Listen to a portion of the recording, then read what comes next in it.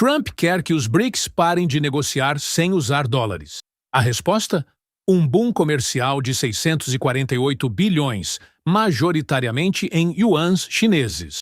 Agora que Trump já ligou para Xi, não apenas para negociar, mas para tentar estancar o sangramento. Porque, se essa ligação fracassar, o dólar não apenas cai, ele desaba. Títulos do Tesouro sendo despejados, custos de endividamento explodindo.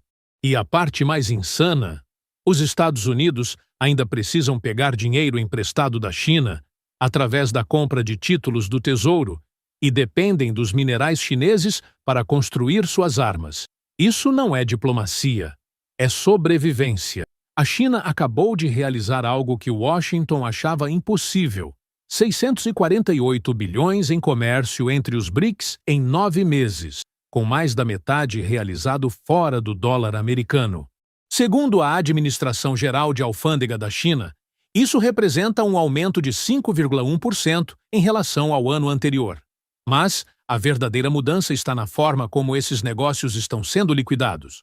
Em março, 54,3% das transações foram feitas em renminbi. O uso do dólar caiu para 41,4%, depois de ter ultrapassado 70% em 2018. Isso não é uma tendência econômica, é um alarme geopolítico.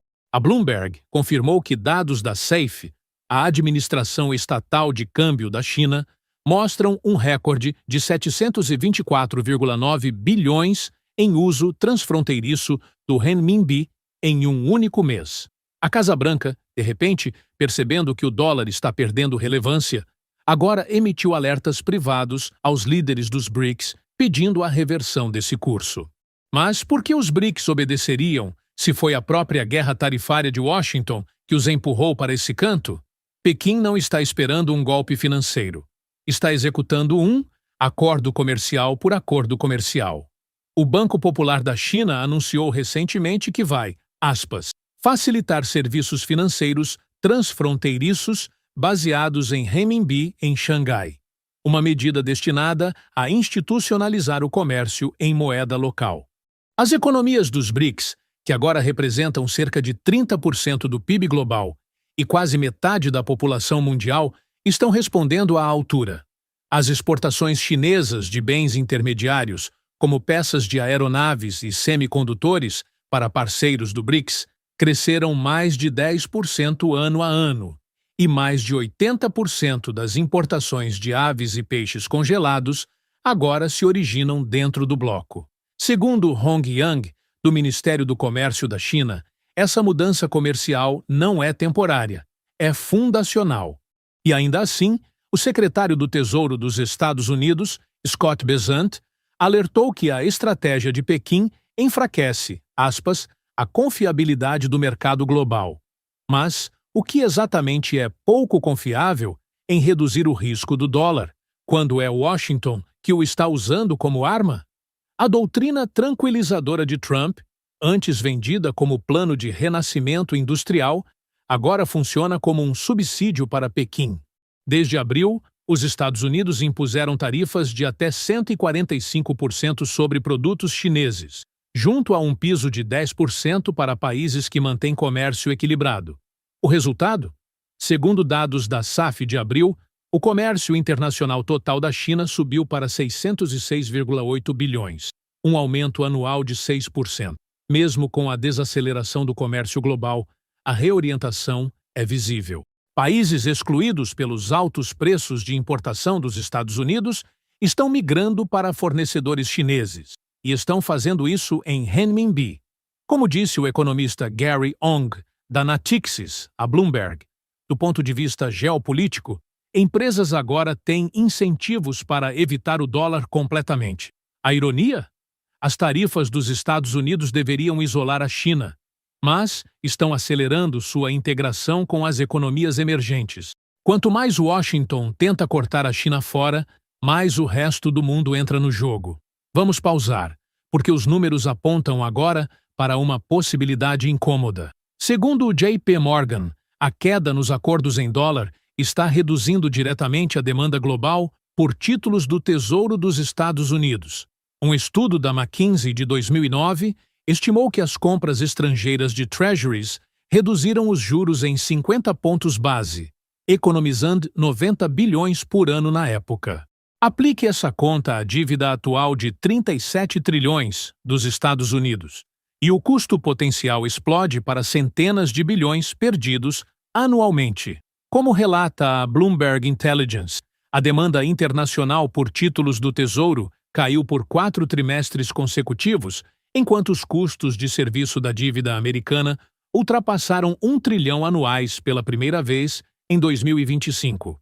Enquanto isso, a China, antes a maior detentora da dívida americana, vem reduzindo sua exposição de forma constante.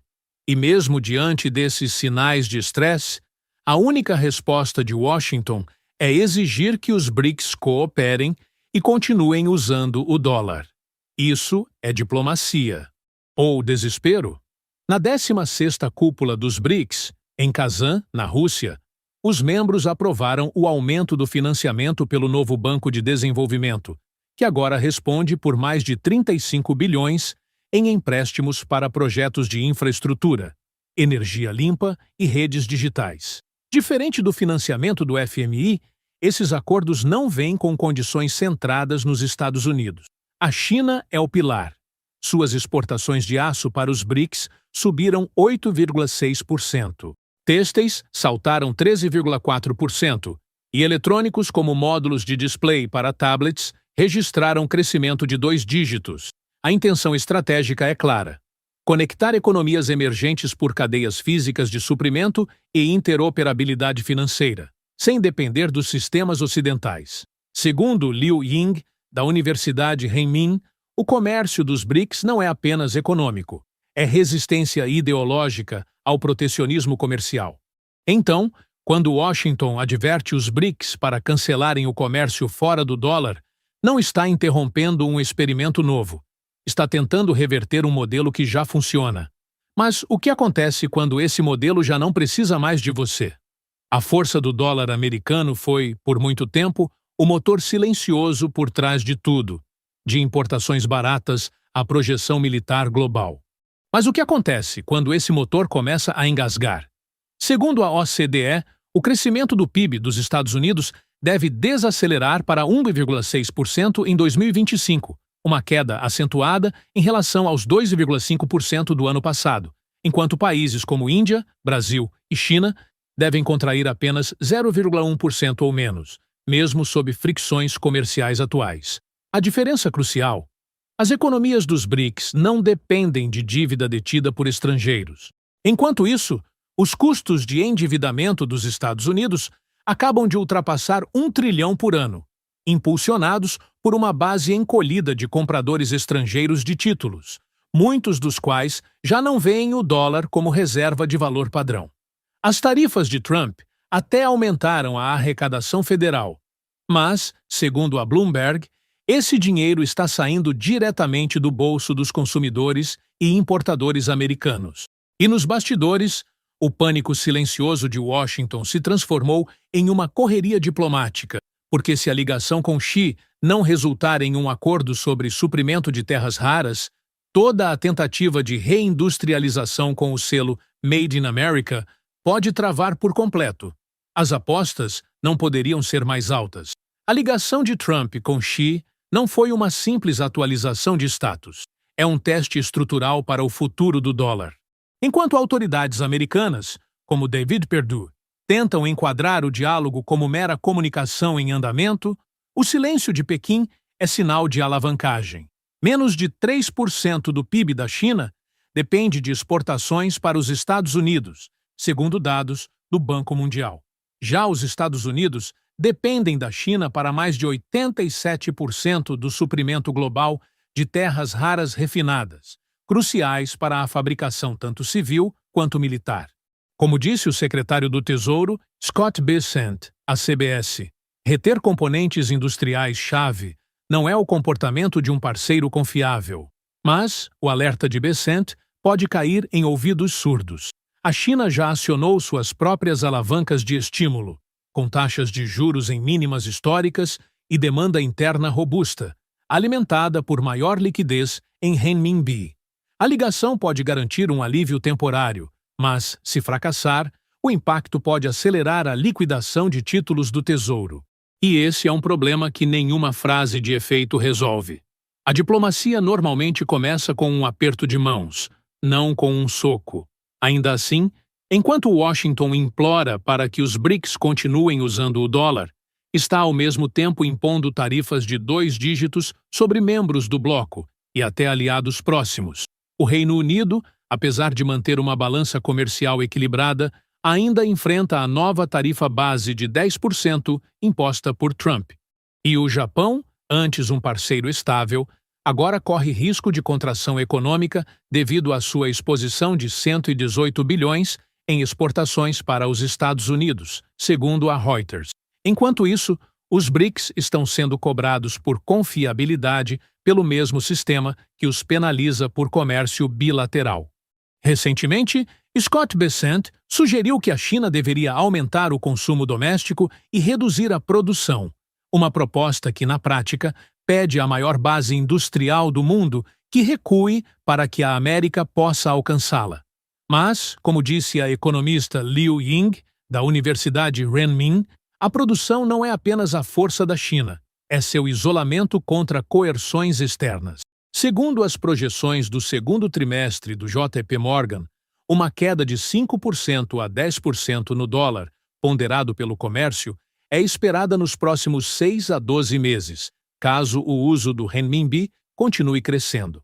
De qualquer forma, a credibilidade do dólar como moeda de reserva sofre mais um golpe.